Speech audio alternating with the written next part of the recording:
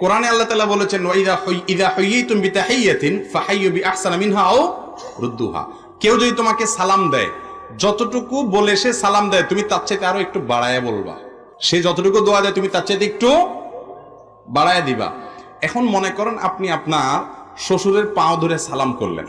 সালাম যদি হয় পাও ধরে সালাম করা, তাহলে শ্বশুরের সালামের কি দিতে হবে? জবাব। তাহলে শ্বশুর কি ধরবে? বুঝেন নাই কথা? কথা বুঝেন নাই? সালাম দিলে সালামের জবাব দেওয়া ওয়াজিব। সালাম দিলে সালামের জবাব দেওয়া কিরে ভাই? ওয়াজিব। এখন সালামের জবাবে আল্লাহ বলছেন যতটুকু দিয়ে সালাম দিবে জবাবে তার চেয়ে একটু এক কাঠি আগে থাকতে হবে, বাড়ায়া দিতে হবে। হ্যাঁ, আসসালামু আলাইকুম বলছে, তুমি জবাবে বলবা আসসালামু আলাইকুম ওয়া রাহমাতুল্লাহ। কেউ আসসালামু আলাইকুম ওয়া রাহমাতুল্লাহ বলছে, তুমি জবাবে বলবা ওয়া আলাইকুম আসসালাম ওয়া রাহমাতুল্লাহি ওয়া বারাকাতুহু। একটু বাড়ায় বলা উত্তম, কমপক্ষে অতটুকু।